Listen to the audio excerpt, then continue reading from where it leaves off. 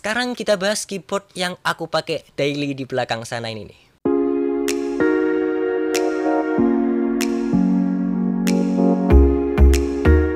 Assalamualaikum teman-teman, jumpa lagi bersama saya Ardi yang pastinya di Sinau PC. Oke, buat teman-teman yang udah lama subscribe channel Sinau PC, mungkin kalian pernah kalau aku pernah pakai keyboard sejuta umat, apalagi kalau bukan keyboard Votre berikut juga dengan mouse-nya. Namun untuk mouse-nya ini udah lama aku ganti karena ya udah rusak. Nah, jadi ceritanya sekarang sekitar 6-7 tahun aku pakai keyboard Votre itu. Jadi beberapa minggu yang lalu aku memutuskan untuk mencoba upgrade ke keyboard gaming mechanical. Nah, buat teman-teman yang udah nonton video ke belakang juga mungkin sering lihat keyboard yang ada di belakang sana ini yang aku juga pakai sebagai hiasan meja kalau lagi bikin video konten ya. Nah, buat teman-teman yang ngira kalau itu merupakan keyboard yang mahal, kalian salah teman-teman. Karena harga keyboardnya ini sangat murah, ya bukan sangat murah ya. Karena harga keyboardnya ini cukup terjangkau, harganya sekitaran 275.000 aja. Dan waktu itu aku beli di Shopee, tapi carinya itu agak sedikit cukup susah karena sekitar setelah launching itu mulai banyak yang review, dan juga seperti biasa barangnya mulai gaib di marketplace. Aku cari di Shopee, akhirnya temu, tapi itu tadi harganya 275.000. Entah sekarang udah restock kembali atau belum, kalian bisa cek sendiri nanti. Dan kayaknya nih udah mulai turun harganya nih di official store-nya, mungkin dijual sekitaran 250.000-an kalau nggak salah terakhir kemarin aku cek. Nanti kalian cek aja sendiri di link yang ada di bawah nanti. Nah, lalu apa sih yang membuat aku tertarik dengan keyboard yang ada di belakang sana nih? Yuk kita bahas dan review sekalian mengenai keyboard yang aku pakai sekarang ini.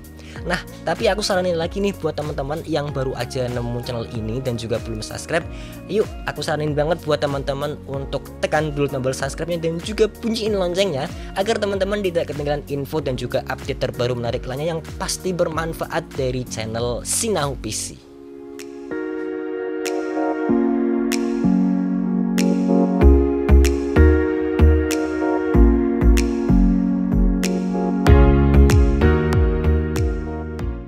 Pertama, kita kenalan dulu dengan keyboard ini, Gamon Titan Elite. Sebuah keyboard gaming dengan tipe mekanik yang punya layout yang cukup unik buat aku karena punya desain layout 78% dan punya tombol numpad di sini. Mungkin buat sebagian orang numpad ini udah nggak dipakai lagi ya. Tapi buat yang masih butuh numpad kayak aku namun ingin pakai keyboard mechanical dengan harga yang cukup terjangkau, keyboard ini jadi salah satu opsi yang menarik sih. Layoutnya yang compact pun pas buat yang punya setup meja PC yang sempit kayak aku gini. Ya walaupun tombol F1 sampai F11 dan tombol lain seperti print screen, back up and down itu dihilangkan dari keyboard ini, tapi masih bisa kok diakses lewat kombinasi tombol Fn. Kalau kita lihat dari segi boxnya sendiri punya kesan gaming banget sih menurut aku, dengan packaging berwarna merah di bagian depan dan hitam di bagian belakangnya, serta tentu aja ada foto produknya dong.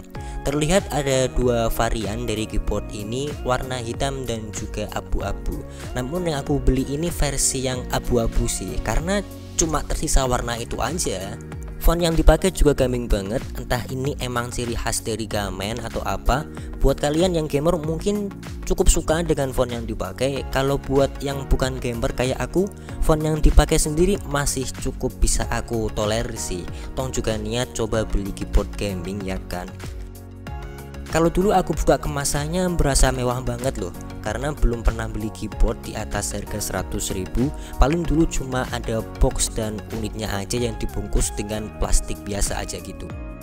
Untuk isi packagingnya kita tentu aja dapat satu buah unitnya, kemudian ada satu kabel USB Type C to Type A, lalu juga ada dua buah puller untuk melepas keycaps dan juga switch.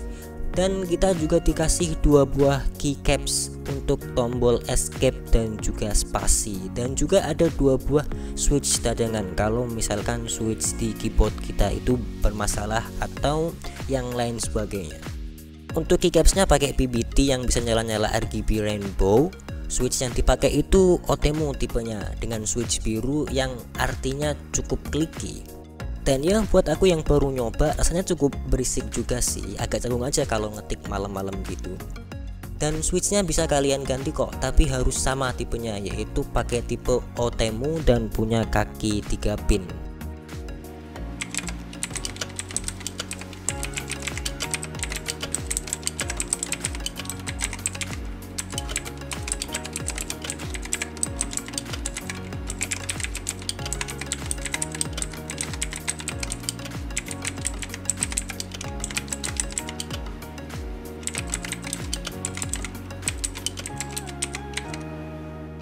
Bahan yang dipakai sendiri masih plastik, namun cukup solid dan juga cukup berbobot.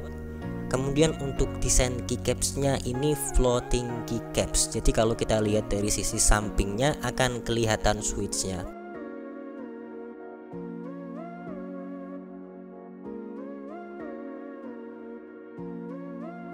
Tata letak keycapsnya juga compact banget, penuh dengan tombol keycaps tanpa ada bagian yang kosong. Kemudian di bagian samping depannya ada brand Gamen yang aku sangat suka dengan letaknya yang di situ sih, nggak berlebihan aja gitu dan lebih enak dipandang. Di bagian samping kiri ada port USB Type-C. Satu hal yang membuat aku suka dengan keyboard ini, kabelnya bisa kita lepas pasang dengan konektor yang sudah memakai USB Type-C. Bentuk USB Type-C nya ini berbentuk letter L gitu, jadi pengaturan kabelnya pun nanti enak dan juga bisa kelihatan rapi. Dan di belakang samping belakangnya ada dua buah indikator, ada indikator caps lock dan juga ada indikator untuk numpad. Untuk indikator powernya sendiri aku rasa nggak ada ya. Begitu keyboard ini dicolok ke PC ataupun laptop, toh akan langsung menyala, yang artinya keyboard ini udah connect ke PC ataupun laptop. Dan karena ada tambahan numpadnya, keyboard ini jadi lebih panjang dibandingkan keyboard TKL 60%, tapi tetap aja sih lebih ringkas dibandingkan keyboard full size.